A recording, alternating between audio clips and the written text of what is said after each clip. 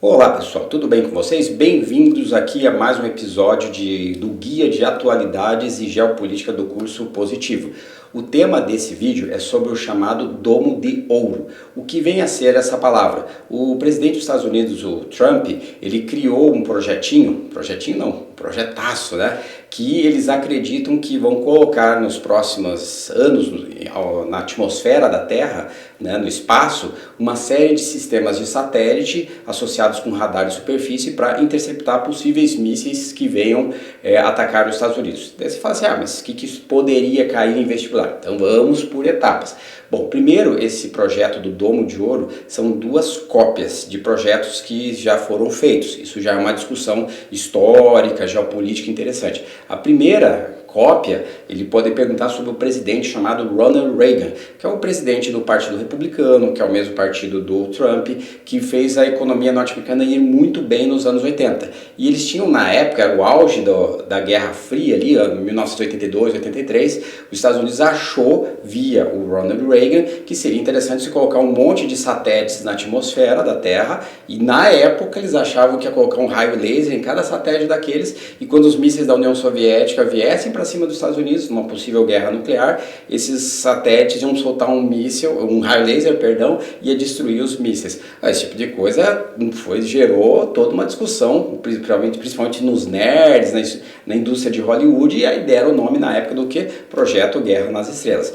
Mas na época se discutiu mesmo, de forma séria, que isso ia acontecer, mas eles viram que a Guerra Fria estava para acabar, a União Soviética estava meio falida, o próprio Estados Unidos ia gastar muito dinheiro e eles não teriam tecnologia e o projeto foi esquecido. Mas que é interessante saber o nome Guerra nas Estrelas, eu também acho interessante. E o Ronald Reagan ficou super famoso, vocês podem ver a imagem dele aqui, caso você não lembre quem que é esse presidente, ele já aproveitou o embalo, estava junto com aquele outro presidente da União Soviética, que tinha uma boa vontade de resolver as partes, que era o Mikhail Gorbachev, mas basicamente era para o quê? Diminuir o número de mísseis nucleares. Eles tinham quase 30 mil mísseis nucleares para cada país. E na época, para fazer a conexão para o segundo tema daqui a pouco, eram chamados de ICMB. É uma sigla em inglês, mas para o português seria assim, Míssil Balístico Intercontinental. Então o que acontecia?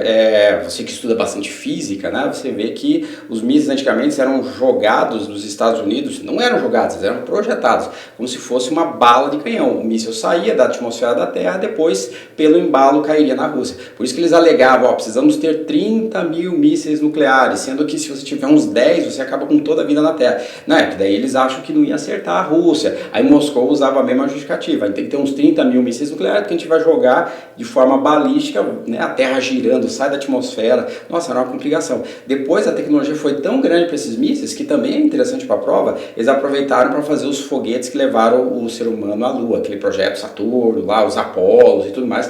Então tem uma história por trás dessa tecnologia, que agora o Trump está reativando. Por quê?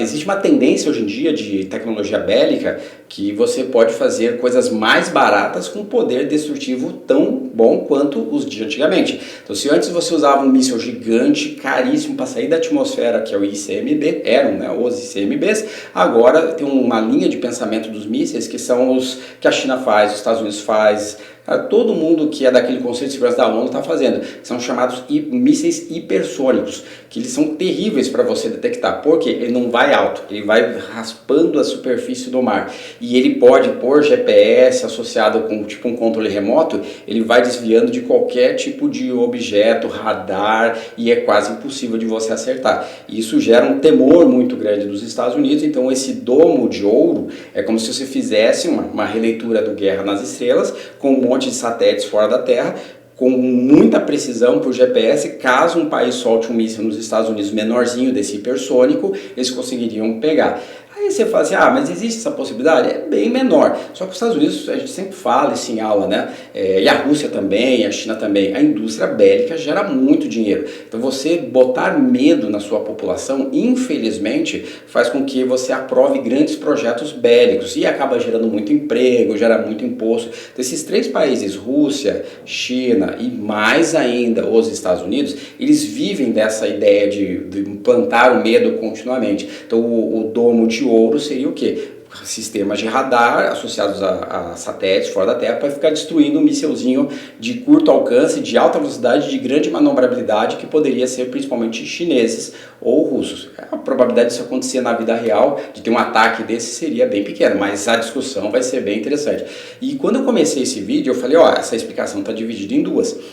Primeiro era da Guerra nas Estrelas, pronto, está explicado. E depois, essa palavra domo de ouro é uma cópia, que é o segundo tema, do chamado domo de ferro. O que é o domo de ferro? Pelo menos nos últimos 2 anos se falou muito isso. Quem inventou esse sistema de rastrear mísseis inimigos tem que ser Israel, né? E a ameaça em Israel é verídica o tempo todo, né? Então os palestinos, principalmente da faixa de Gaza, isso a gente fala muito em aula, eles jogam mísseis bem baratos, foguetes bem baratos para dentro de Israel, um monte assim, tipo uma chuva.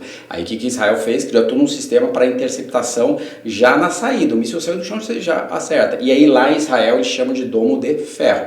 Só muda o metal, mas a técnica é a mesma. Só que para Israel, apesar de ser super caro, é facílimo, porque Israel é um país pequenininho. Eu quero ver mesmo é você conseguir colocar um sistema desse para controlar um país que é os Estados Unidos, que é maior do que o Brasil. E já gera todo um estresse internacional, a Rússia diz que não vai aceitar, a China também, mas isso é cenas para os próximos o quê? Capítulos. Eles podem usar isso num vestibular dizendo, estão ressuscitando uma nova Guerra Fria? É mais ou menos nesse quesito, sim. Só que hoje não é tanto a Rússia, apesar da Rússia ter essa tecnologia de mísseis hipersônicos, mas é um pouco mais direcionado para a China.